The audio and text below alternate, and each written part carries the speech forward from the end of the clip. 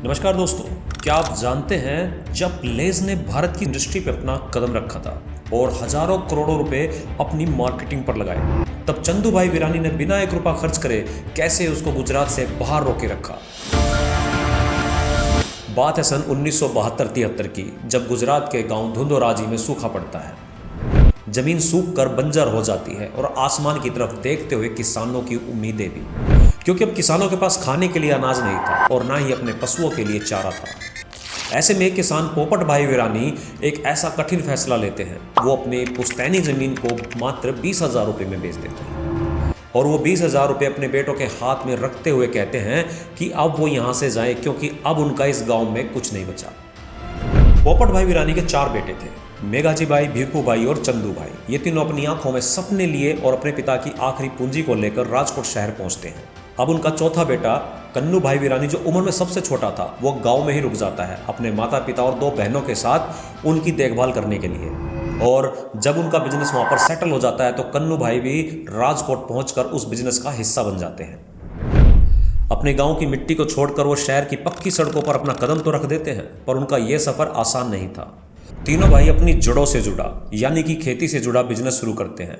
वो फर्टिलाइजर और खेती के औजारों का बिजनेस शुरू करते हैं। उनको लगा कि ईमानदारी ही बिजनेस का आधार है और शहर के व्यापारियों ने उनकी इसी मासूमियत का फायदा उठाया।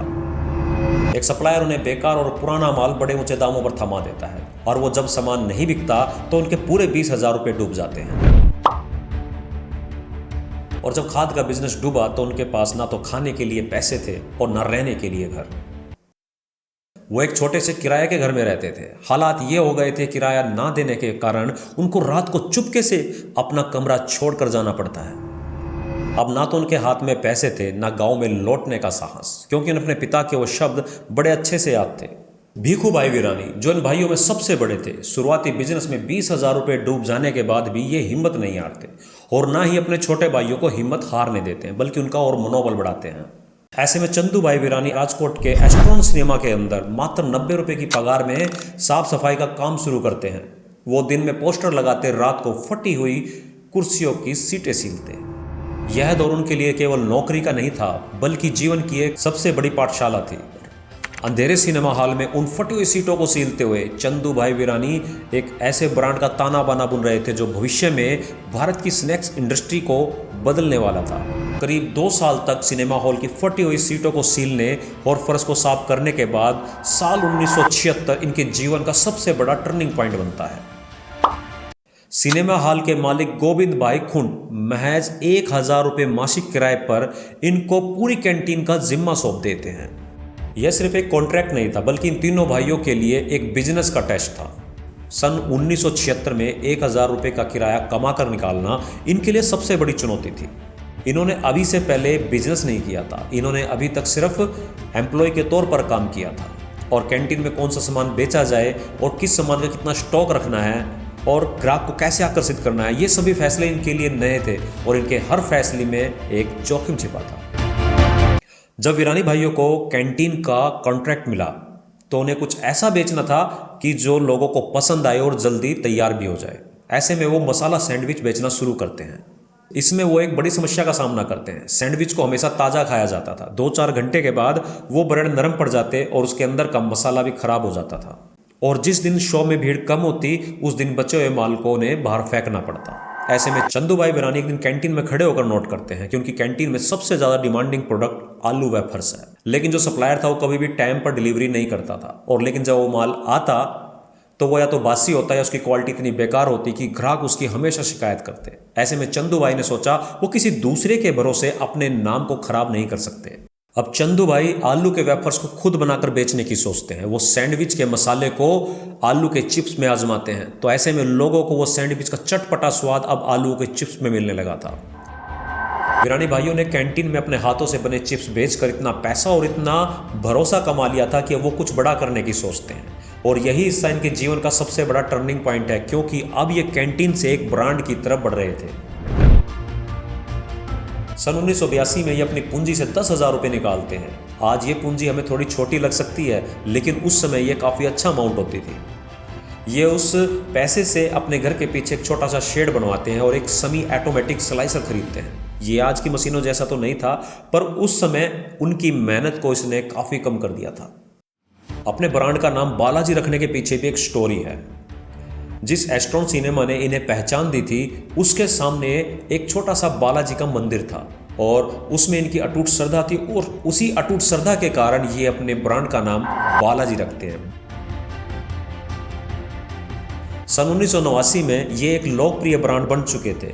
अब इनकी डिमांड इतनी बढ़ चुकी थी कि हाथों से उस डिमांड को पूरा करना मुश्किल हो रहा था। ऐसे में चंदू भाई वीरानी एक ऐतिहासिक फैसला लेते हैं। वो बैंक से तकरीबन 50 लाख रुपए का लोन लेते हैं, जो उस समय काफ़ी बड़ा अमाउंट थी। उन्होंने गुजरात में सबसे बड़ा ऑटोमेटिक प्लांट लगाया, लेकिन जो मुसीबतें थी विक्रम बेताल की तरह उनके पीछे पड़ी थी। उनकी नई मशीनें खराब हो जाती हैं और बाहर से आए हुए इंजीनियर भी उन मशीनों को ठीक नहीं कर पाते। अब चंदू भाई वीरानी जो 10वीं पास थे, वो उन मशीनों को ठीक करने की सोचते हैं और उन मशीनों को अपने मुताबिक मॉडिफाई कर चलाते हैं। आज बालाजी की सफलता के पीछे इनकी वही इंजीनियरिंग है जो किसी भी कॉलेज में नहीं पढ़ाई जाती।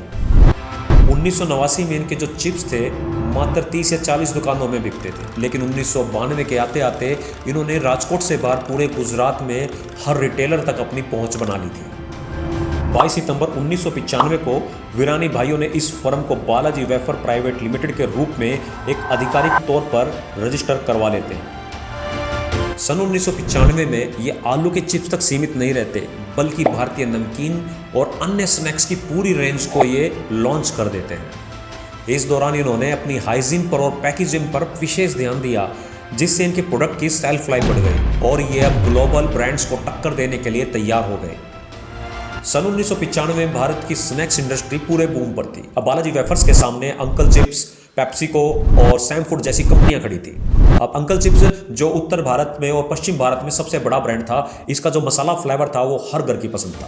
पेप्सिको, इसकी एंट्री ही सबसे बड़ा धमाका थी। इनके पास इंटरनेशनल क्वालिटी और करोड़ों रुपए का मार्केटिंग बजट था। इन्होंने लेज के जरिए भारत की चिप्स मार्केट को एकदम से बदल कर रख दिया। एसएम फूड जो बच्चों के सेगमेंट में राज करती थी, इनके पप्स और रिंग्स हर स्कूल बैग का हिस्सा थे। अब यहाँ चंदू भाई वीरानी इन दिग्गजों से लड़ने के लिए अपनी लोकल एंड लॉजिकल साइकोलॉजी का यूज करते हैं। बड़ी कंपनी अपनी ब्रांडिंग और पैकेजिंग पर ज़्यादा खर्चती थी, जिस वजह से उनके चिप्स महंगे होते थे। अब बालाजी 0% अपनी मार्केटिंग पर खर्च करती है और वही पैसा चिप्सों की मात्रा को बढ़ाने में लगा देती है। और विदेशी ब्रांड सेल्टेड या चीज़ जैसे स्वाद लेकर आए थे जो वेस्टर्न कंट्रीज़ में चलते थे। अब चंदू भाई जानते थे कि भारतीयों को चटपटा और तीखा पसंद है, इसलिए वो यहाँ पर मसाला मस्ती लॉन्च करते हैं। यह स्वाद लोगों की जीभ पर पहले से ही था और विदेशी कंपनियों को यह समझने में सालों लग गए कि भारत में मसाला ही बिकता है। तब तक बालाजी हर घर तक पहुंच चुका था। बालाजी ने कैश एंड कैरी का मॉडल अपनाया, यानी कि दुकानदार को ताज़ा दो और तुरंत उससे नगद ले लो। अब इससे कंपनी को फायदा हुआ कि कभी भी उन्हें लिक्विड कैश की कमी नहीं महसूस हुई। उनको हमेशा वर्किंग कैपिटल के लिए बैंक के भरोसे नहीं रहना पड़ता। एमएनसी कंपनियां हमेशा दुकानदार को 5 से 8% तक का मार्जिन देती थी। इसके विपरीत बालाजी वेफर्स ने अपने दुकानदारों को 15 से 20% का मार्जिन दिया। अब इसका इनको फ़ायदा यहाँ होता है कि जब भी कोई कस्टमर दुकानदार के पास आकर चिप्स मांगता तो दुकानदार का हाथ खुद ब खुद बालाजी के पैकेट की तरफ जाता। 2013 के अंत में और 2014 की शुरुआत में पेप्सिको ने वीरानी भाइयों के सामने एक बहुत बड़ा मेगा ऑफर रखा।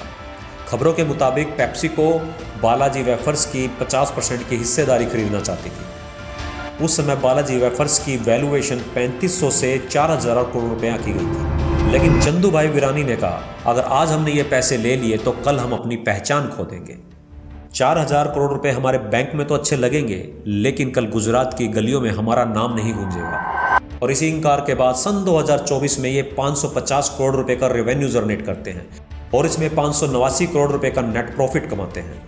पहली बार ये अपनी मार्केटिंग रणनीति को बदलते हैं। ये आयुष्मान खुराना को अपना ब्रांड एम्बेसडर बनाते हैं। बालाजी वेफर्स सिर्फ एक ब्रांड नहीं है, बल्कि एक किसान के संघर्ष की जीत है।